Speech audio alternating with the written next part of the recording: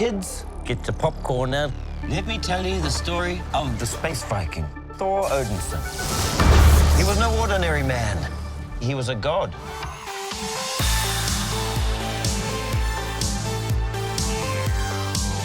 I think a lot of things, you know. I think where we started from the first film to now, there's been many versions of the character, and so I've always hoped, and I think there is something unique about each time we see him in a film. He has changed, and there is something sort of unexpected to the character.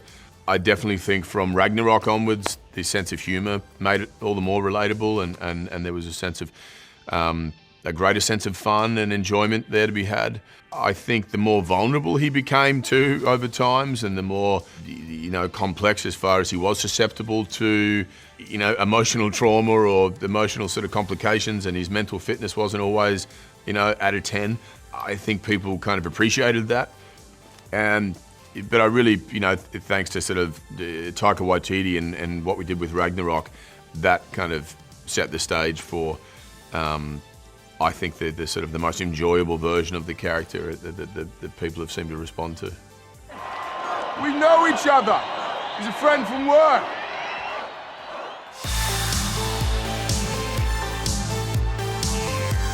Well, it was kind of, you know, the fact that in the second film, I think when Jane Foster and Thor parted, it was left pretty open-ended, and we had a lot of room now to sort of create whatever we wanted to, and between the two characters, and to, you know, to again sort of have all these unanswered questions, and for him to be on this journey of self-discovery, trying to figure out who he was, and all of a sudden see someone, you know, his ex-girlfriend dressed the same as him or similar, and being able to sort of wield Mjolnir was certainly a, you know, took a moment of pause and shaking of his sort of, you know, belief system or understanding of how the world operated.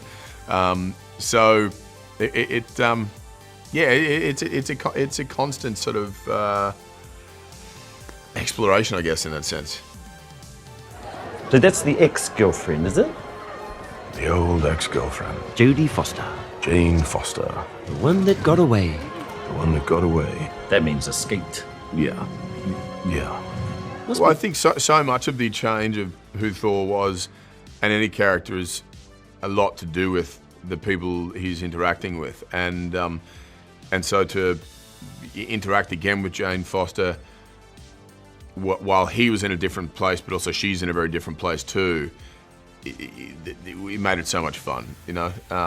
And she, you know, I started this journey with her, with Natalie Portman 10 years ago. So to sort of reunite this many years later was, you know, just really exciting. Then when we had the prospect of doing this film in front of us, we were both talking about it a lot prior to shooting, and you know, throwing around ideas of how we'd interact or how the characters would interact and how it would be familiar but also different to what we'd seen before. Let's bring the rainbow. Bring the rainbow, is that a catchphrase or something?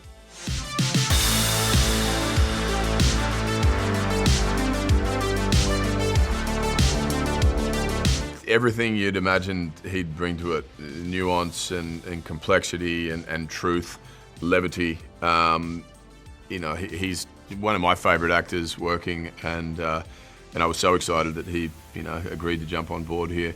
And what he's done is definitely one of my favorite villains in the Marvel universe. He's managed to have someone who's hugely intimidating and destructive, but the right amount of heart and truth there, and relatable pain that we can sort of, you know, attune to or understand ourselves. And so it makes it all the more complex when you're trying to figure out, you know, what everyone's motivations are and who you believe or trust and so on.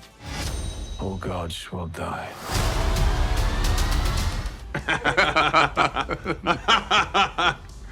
Not necessary. There shall be no knifing one another. Everybody knows who's in charge.